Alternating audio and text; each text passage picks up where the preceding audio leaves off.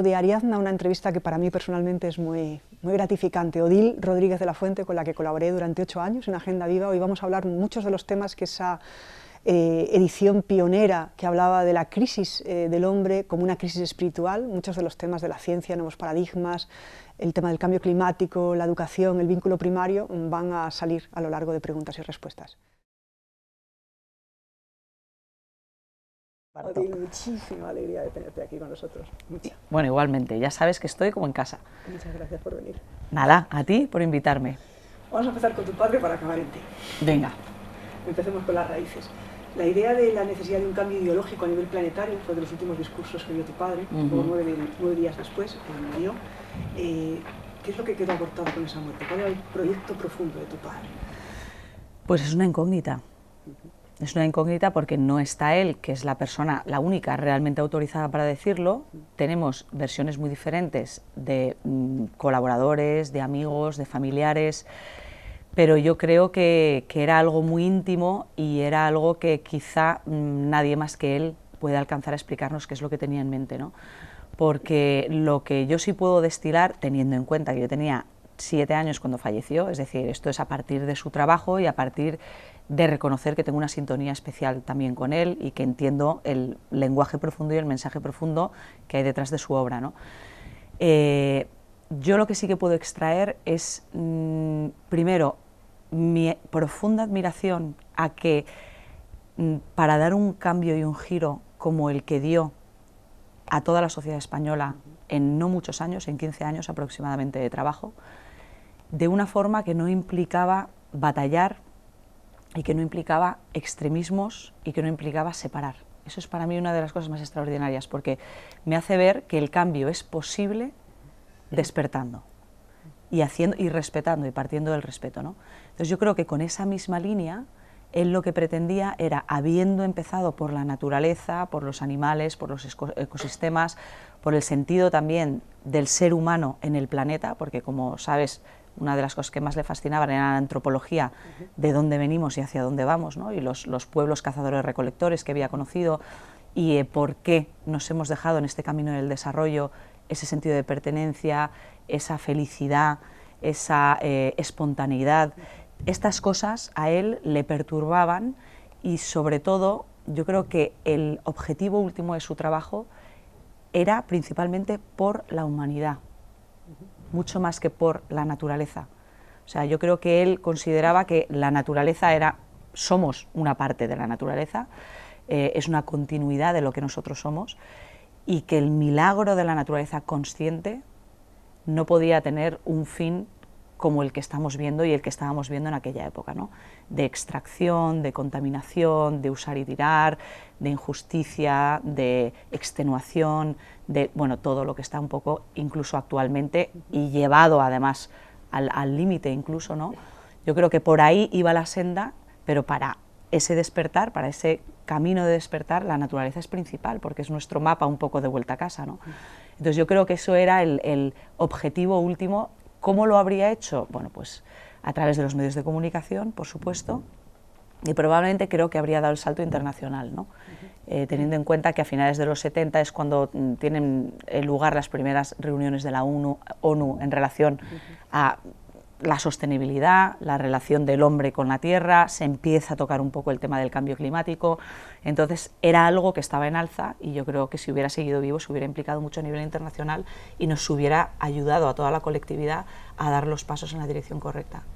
Porque la figura de tu padre es más como un chamán, ¿no? Como, sí. Eso lo comentas tú mucho, pero es verdad, cuando le escuchas hablar, realmente es un chamán que vehicula en la palabra un mensaje muy profundo que toca fibras muy esenciales, ¿no? Y primigenias, ¿no? Exactamente, es exactamente eso. Es decir, si únicamente, y también tiene una capacidad de trasladar mensajes y fuerza, lees su palabra escrita, pero si escuchas sus programas de radio, o sobre todo sus programas de radio, es algo extraordinario, entras en trance, es que te olvidas de dónde estás, de cuánto tiempo ha pasado, es decir, sintoniza efectivamente con algo profundo que llevamos dentro de una forma muy similar a como hacían los chamanes y sobre todo yo creo que es una de las personas del siglo pasado que más ha sabido investigar y aprovechar el poder de lo oral, de la tradición oral, que es algo que hemos perdido también en el momento en el que aparece el medio escrito, ¿no?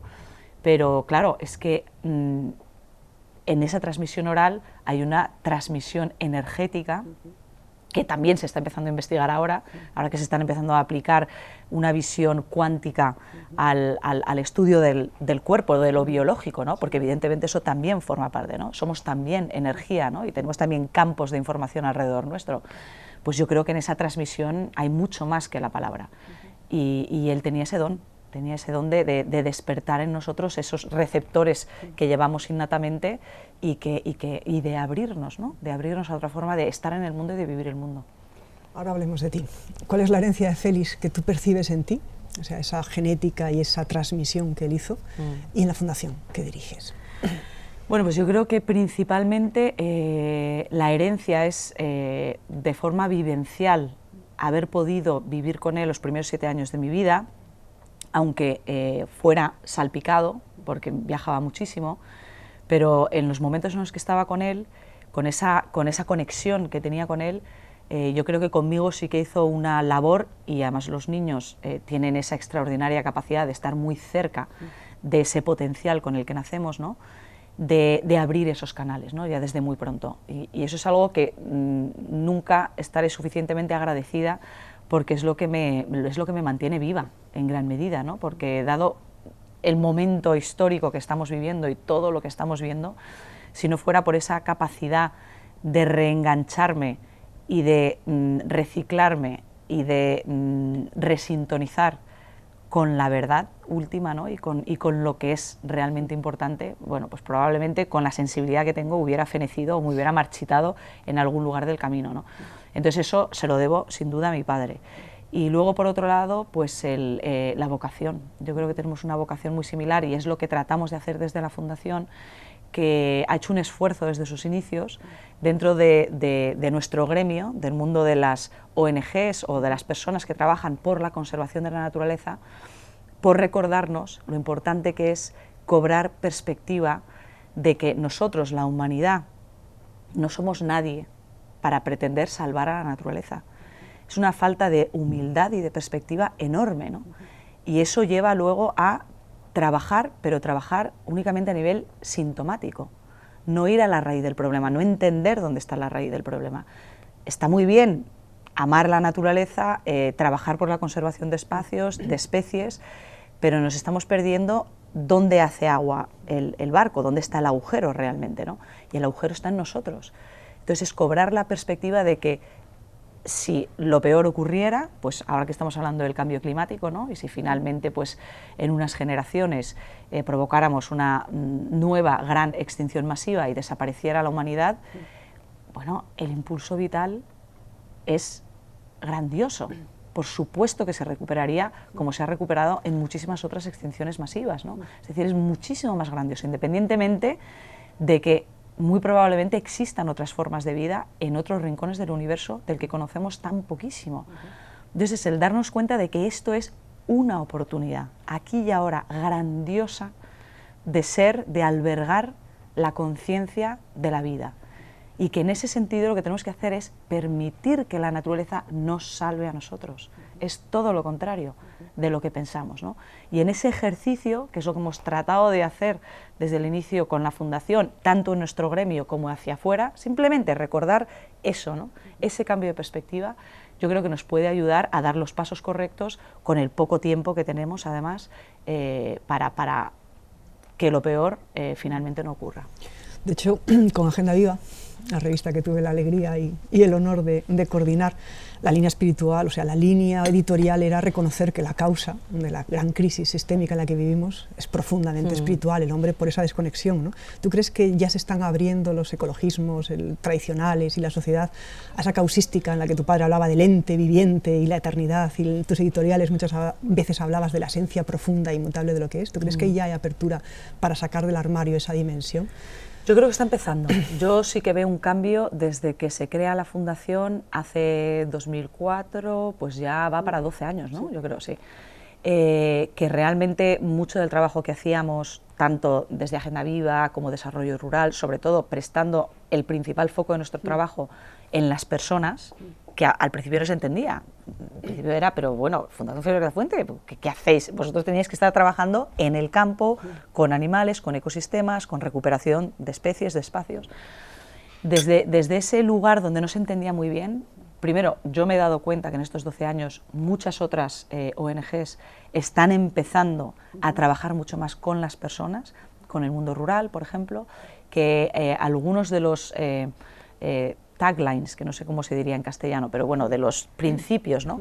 Como por ejemplo, lo leí el otro día de WWF, es para que las personas vivan en armonía con el planeta. Entonces, se ve que poco a poco, porque evidentemente esto no es por nosotros, esto es algo, los que entendemos y sabemos de cambios y de energía y de cómo funciona la totalidad, el todo, son cosas subyacentes y al principio de un cambio puede haber algún polo que esté más pronunciado, pero es algo que está ahí y finalmente van saliendo más y ya llega el punto de inflexión en el que de repente hay un giro y se traslada a la totalidad, ¿no?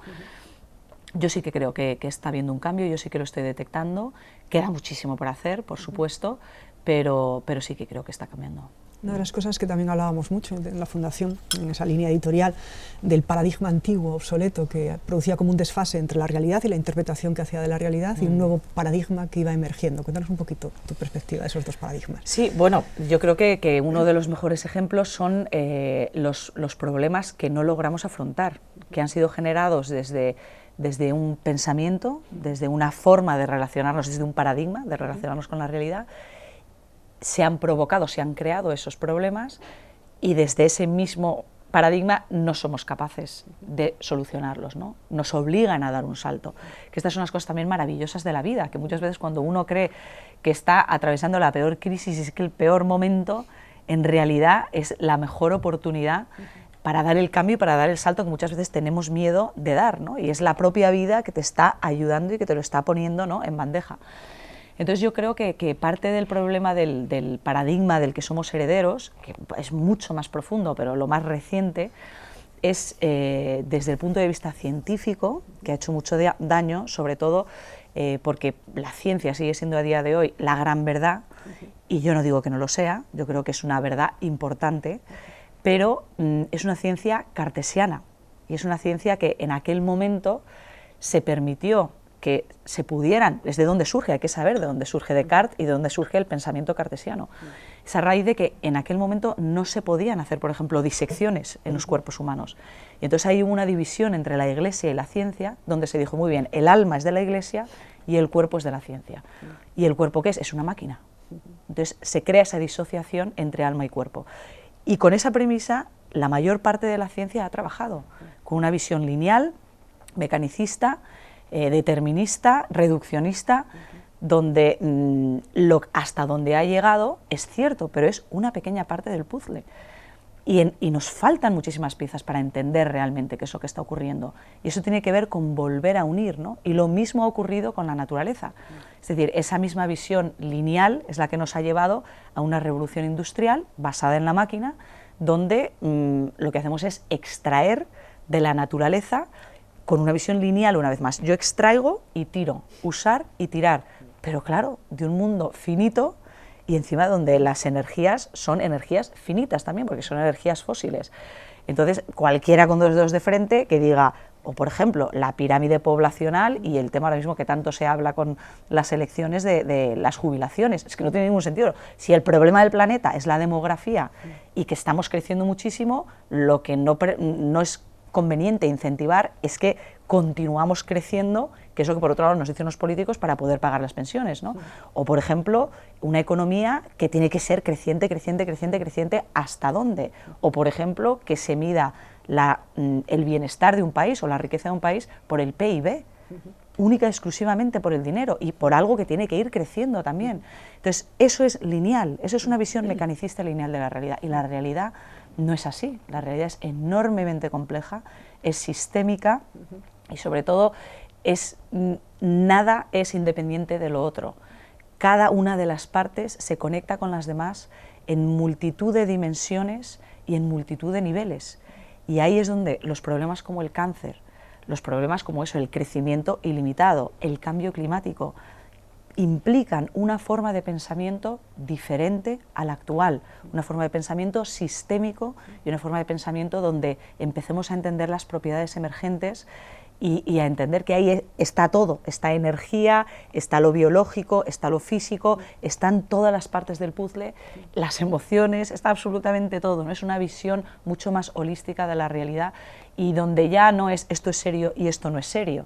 Hay que aplicar esa misma seriedad para todo, pero teniendo en cuenta todo. Es decir, si es que es reafirmar la ciencia, pero permitir que la ciencia se abra a entender la realidad en su totalidad, ¿no? Y que no lo descarte. Claro, que eso es lo que hacía Agenda Viva cuando traíamos a Rupert Sheldrake, cuando trajimos a Fritjof Capra, cuando trajimos a tanta gente que realmente están en la vanguardia, ¿no? Contándonos esos nuevos sistemas para interpretar la realidad de una forma mucho más completa, ¿no? Exacto, y absolutamente desde la seriedad. La pena que a mí me da es que todavía, y más hoy día, parece que hay gente que le cuesta mucho el cambio y son los que más luchan contra él y que dividen la sociedad entre lo serio, no, bueno, ahora mismo estamos hablando con los partidos políticos también, que en uno de ellos dicen España en serio, ¿no? Bueno, y lo demás entonces que es que estamos aquí todos tocando la pandereta y haciendo el idiota, ¿no? Pero es que por supuesto que estamos hablando de hacer las cosas profesionalmente, con seriedad, con ahínco, pero es que empezando por la educación, es que la educación no puede ser lo que es actualmente, ¿no?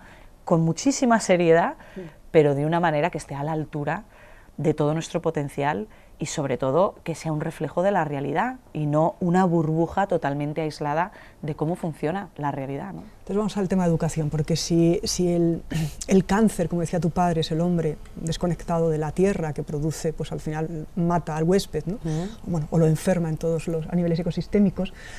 En la conservación de la naturaleza, como bien hablabas, tiene que poner el centro de foco en la relación del hombre con la tierra. Efectivamente. Entonces vosotros en la línea de la fundación estáis con el tema de bosques, escuelas, aulas libres, como para recuperar un poco ese vínculo primigenio, ¿no? Y de pertenencia. Exacto. Que tu padre tanto hablaba y que tú también siempre comentas, ¿no? Exacto. Cuéntanos un poquito ese proyecto, para que la gente conozca qué hace la naturaleza por el hombre. Claro, claro. Bueno, es un poco por hablar de la parte más profunda, luego si quieres hablamos ya de lo más práctico. Sí, pero vamos a lo profundo. Exacto, vamos a lo profundo, porque tú y yo no podemos hablar de nada que no sea lo profundo. Pero bueno, precisamente al hilo de lo que acabamos de decir, es decir, primero un poco de humildad. Somos tan poco, si nos ponemos a mirar desde fuera y desde el universo, lo que estamos empezando a conocer, que se habla incluso de universos paralelos, pero ya solamente con el nuestro, con el que tenemos aquí, ¿no? Dentro de ese infinito insondable y de lo poquísimo que todavía sabemos de realmente qué es esto y qué hacemos aquí, que en un planeta que es nada, es un nada, pero eso sí, una joyita azul maravillosa que se haya dado a la conciencia, el pensar que nosotros sabemos y sobre todo que sabemos más que la naturaleza, es una cosa que es apabullante, es apabullante. Entonces, con esta línea de lo que estábamos diciendo, que vamos descubriendo, que vamos dándonos cuenta, aunque sea desde aquí, ¿no? Porque parece que el hombre, como no sea desde el intelecto, aunque sea de lo que de toda la vida ha funcionado y muchos hemos creído, que es la intuición, que es la sensibilidad, que son muchas otras formas, que es lo empírico, que es la prueba y el error, ¿no? En lo que se han erigido muchísimas culturas. Pero bueno, ahora todo está en el intelecto, ¿no? Pero incluso desde el intelecto se están empezando a abrir, pues eso, puertas a una realidad donde como mínimo decimos, ostras, es que no sabemos nada, es que estamos empezando a entender. E incluso para entender esas otras cosas hace falta un cambio, es decir, nos sobrepasa. Desde esa premisa, realmente el gran aula, el gran marco de aprendizaje no puede ser otro que la naturaleza, porque penetra en nosotros de formas que ni siquiera empezamos a entender, ¿no? Entonces, los niños que están, sobre todo en infantil, que están creciendo, que están entendiéndose, que están relacionándose con el entorno, no hay nada más triste que un niño recién llegado a la vida, sus referencias sean el cemento, las líneas rectas, las paredes, mesa, silla, sobre todo que solo sea eso, y que sea también que haya profesores que lo que hagan sea ponerles límites y decirles, portarse bien es igual a no moverse, que es todo lo contrario a lo que dicen ahora mismo todos los estudios psicopedagógicos, neurológicos, de la importancia del movimiento, de la psicomotricidad, ¿no? Del movimiento para el desarrollo neuronal. Entonces, desde el movimiento, como ejemplo, pero por supuesto los sentidos, ¿no? La capacidad de percepción. También sabemos que si tú en experimentos de estos que se hacen a un mono recién nacido le tapas un ojo y luego se lo destapas cuando ya tiene una edad de madurez neuronal, no ve por ese ojo, porque como no ha utilizado esas rutas neuronales, aunque el ojo funcione perfectamente, ha desaparecido esa ruta neuronal. Con esto decir que si desde la primera infancia a los niños les aislamos en un mundo que además no es real, estamos cercenando ese potencial con el que nacen de formas insospechadas, ¿no? Y estamos dando lugar, como ocurre, que decía muy bien también mi padre, con animales en zoológicos, que se detectaba perfectamente comportamientos patológicos, de estar andando delante detrás con una agresividad, ni siquiera tener un sentido de quiénes son y dónde están en el mundo. Eso estamos comprando todas las papeletas para que sean adultos el día de mañana, que no tengan un compás en su vida, que no tengan un sentido de quiénes son individualmente y humanamente, que no sean seres humanos sanos y que vengan con una carga patológica muy importante y que luego a la hora de actuar y de formar parte de la colectividad pues sean parte de ese cáncer, ¿no? Entonces, en ese sentido es fundamental que los niños, no desde el punto de vista de la educación ambiental, que pone mucho énfasis en el intelecto, desde el punto de vista de la experiencia, de permitir que los niños vuelvan a jugar de forma libre, no dirigida, con un acompañamiento que es realmente, la raíz etimológica de la palabra educar es educere, que es dejar acompañar y permitir que salga. Es decir, parte de la base de que nacemos con un enorme potencial y el profesor, el educador, lo que tiene que hacer es acompañar, no tabula rasa y meter. Desarrollar el espíritu crítico, tan importante. Nos vamos a enfrentar a retos que nunca la humanidad se ha enfrentado a retos, que van a necesitar de un cambio de paradigma y de un salto en nuestra forma de pensar y de relacionarnos con la realidad importantísimo. Es muy importante que la educación esté orientada y que celebre el criterio, que uno tenga criterio, del mismo modo que mi padre, que también me parece extraordinario, en una época en la que existía la Junta de Extinción de Animales Dañinos y donde el Estado pagaba por traer los restos de cualquier depredador y donde el interés desarrollista era la naturaleza, hay que extraer todo lo posible y cualquier cosa que pueda estar en contra de nuestro interés hay que eliminarlo. Tuvo el criterio contracorriente de decir, no, esto no está bien, es importantísimo, ¿no? No lo que ahora hacemos, que es domesticar mentes, generar piezas de una maquinaria que no interesa que piensen y que se salgan de esa maquinaria, ¿no? Muchísimos cambios que empiezan por la educación, y una educación en valores, con un sentido de libertad, con un sentido de fuerza, de impulso, de criterio, parte y se arraiga en la naturaleza, y en la naturaleza con un acompañamiento adulto, donde los niños van a absorber una sabiduría que va mucho más allá de lo que podamos incluso imaginar o entender desde el intelecto. Esa es la parte profunda. Perfecto, pues una parte maravillosa. La parte práctica, pues que escuela, en la web de la Fundación podéis encontrar toda la información de la iniciativa, PDF muy interesante que cuenta todos los parámetros y todas las... Pero esta es la base y es realmente absolutamente esencial que la Fundación se haya atrevido a poner el foco en el hombre, como tu padre decía, es un binomio inseparable, ¿no? El hombre, de hecho hay una frase tuya que es muy bonita, dice, una de las editoriales de Agenda Viva, el éxito del todo depende en gran medida de que te veas reflejado en lo más bello del cielo y la tierra. ¿Cuál es la función del hombre en el cosmos? Bueno, la función es uno de los grandísimos misterios. Es decir, no sabemos realmente todavía por qué estamos aquí, para qué estamos aquí, qué es exactamente la conciencia, hasta qué punto la conciencia es colectiva y no solamente a nivel humano, sino a nivel de todas las otras formas de conciencia que también están ahí. Sabemos muy poco, pero lo que sí sabemos es que no estamos y no podemos aislarnos de lo demás por nuestra propia felicidad, por nuestro propio sentido, por nosotros, para empezar, ¿no? Porque como digo, el fenómeno vital continuará, pero es atroz para mí, por lo menos, pensar que un parto de esta categoría, de millones de años, ¿no?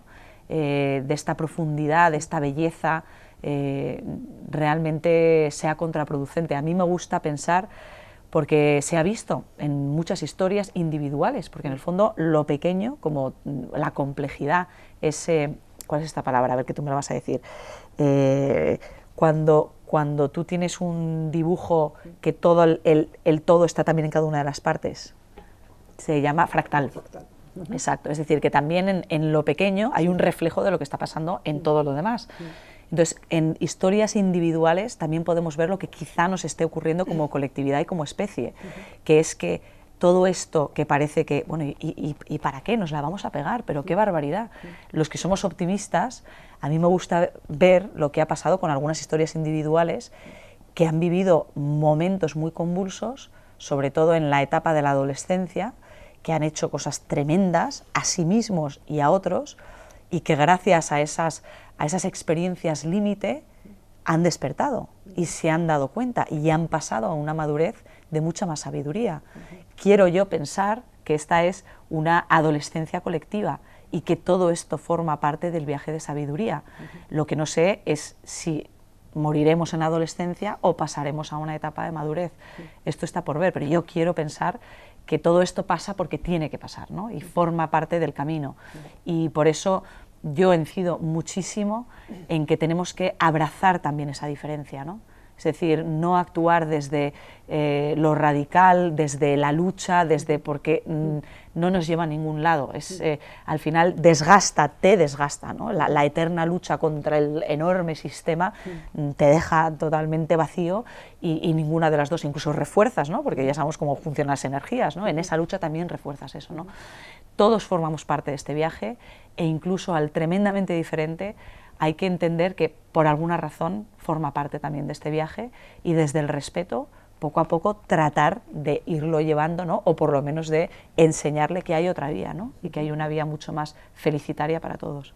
Vale, hablemos de raíces, porque mucho de lo que le pasa a la cultura occidental es como una pérdida de raíces, ¿no? Raíces que le conectaban con la madre tierra. Sí. En la Fundación también se ha hablado mucho, o hemos hablado en Agenda Viva, me acuerdo cuando todo el tema de los pueblos primigenios, pueblos originales que a tu padre le fascinaban y que dejó unos documentos maravillosos para todos, ¿no? Entonces, ¿qué podemos extraer de abrazar también esa realidad que, aunque está a punto de fenecer, sigue dando mensajes de sostenibilidad, de un estar en la tierra absolutamente en el eje, en el centro? Total, pues mira, tirando del hilo de lo que hemos hablado previamente, esa es nuestra infancia.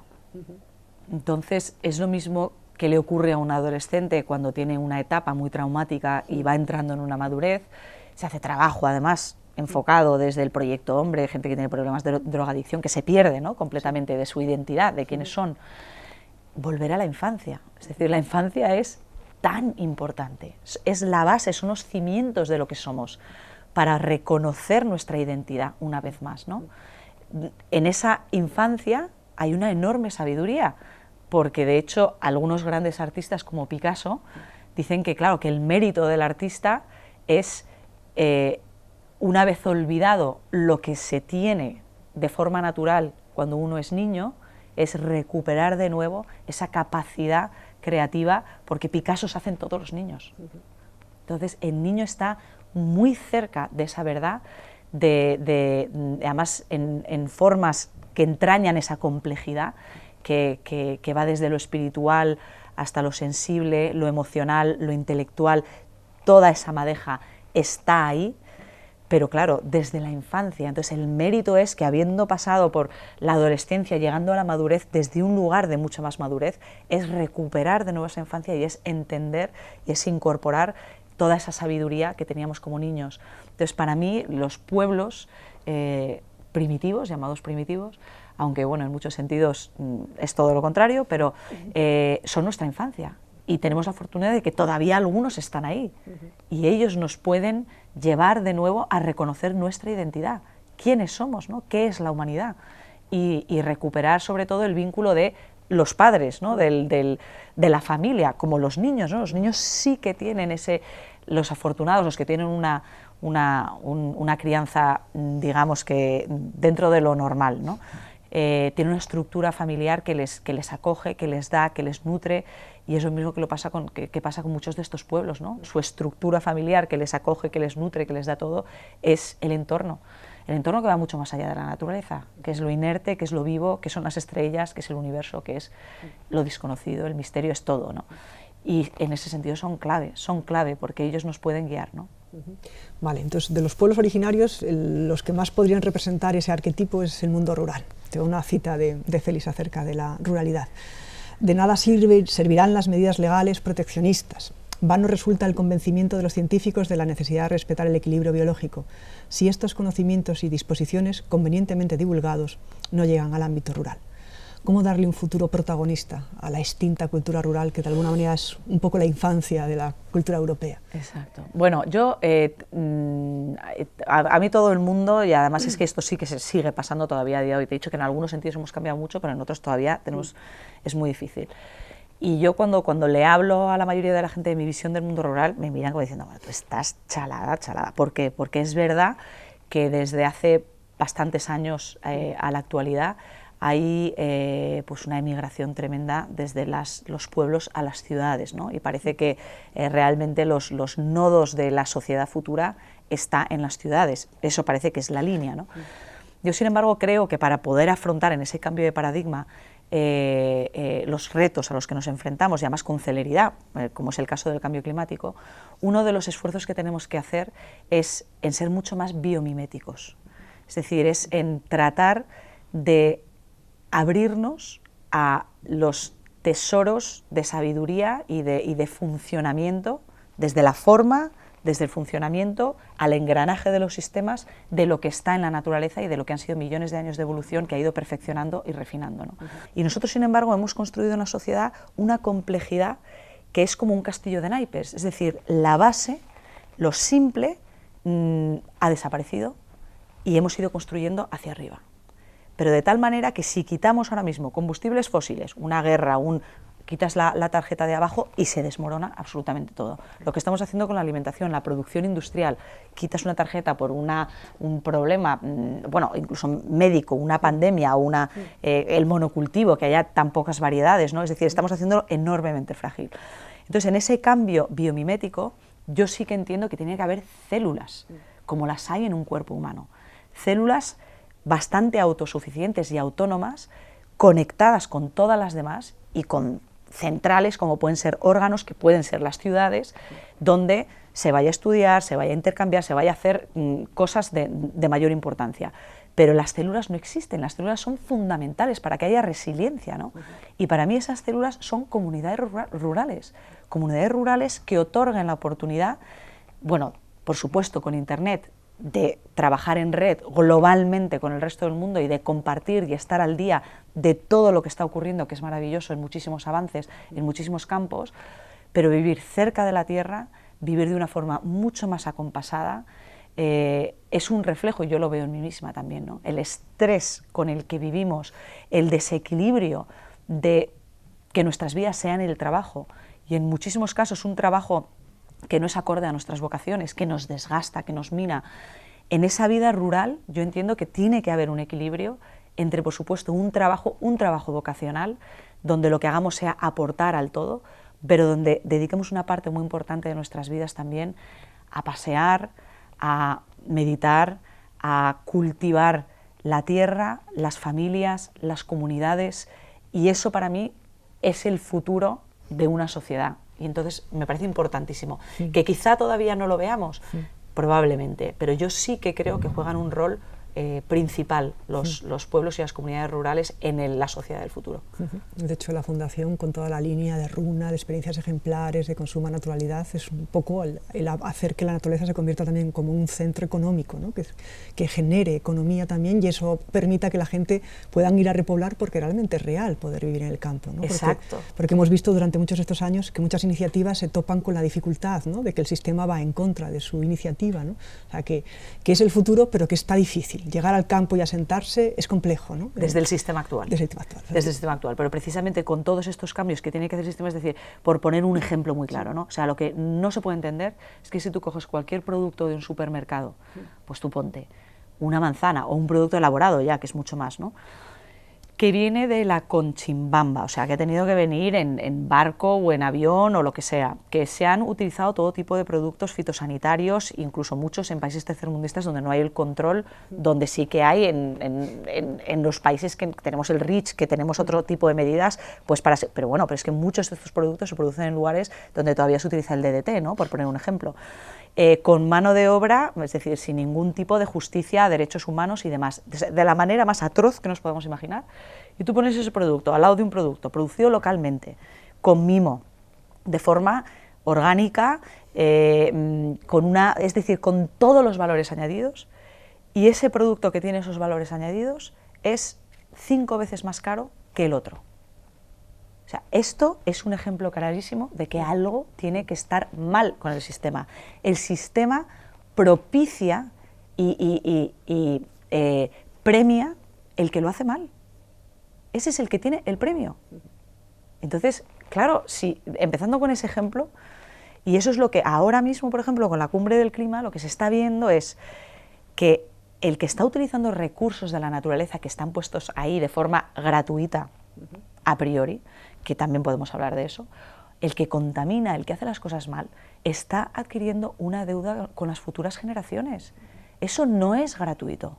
Es decir, toda la riqueza de esta sociedad, de este capitalismo desregulado completamente, es decir, ni democracia ni nada, lo que manda es el mercado y es un capitalismo desregulado, se ha basado en un 80% en lo que nos viene de la naturaleza, porque no le han puesto precio. Y el primero que llegaba y empezaba a decir, esto es jauja y esto yo cojo y me monto aquí mi chiringuito y esto es mío, entonces esto no es justo, ¿no? Es decir, hay que empezar a poner precio al que emite gases de efecto invernadero. Oiga, pues usted tiene que pagar una tasa de tanto. Al que el que hace las cosas mal, se le tiene que hacer pagar tasas por hacerlo mal. Y con esas tasas lo que hay que hacer es promocionar el que empecemos a hacer las cosas bien y dar un valor competitivo a los que están haciendo todo lo contrario, que es que están haciendo servicios medioambientales, servicios sociales, servicios culturales, están aportando un servicio a la humanidad y a la naturaleza y hay que pagar por esos servicios que están haciendo de forma gratuita. Es decir, al que está destruyendo no tiene que pagar, y al que está dando unos servicios no le estamos pagando por hacer ese servicio. Tiene que cambiar completamente la economía, la visión de la economía y desde luego también una economía del bien social. Es decir, hay muchísimos palos, pero todos con una forma que es de sentido común y en ese momento, en el momento en el que empiece a cambiar este paradigma y la sociedad y la economía, por supuesto que se podrá estar en el mundo rural y se celebrará el que haya personas que estén en el mundo rural y que creen estas pequeñas comunidades autosuficientes con una identidad y que se aseguren de que haya muchísima diversidad. Cuanta más diversidad exista,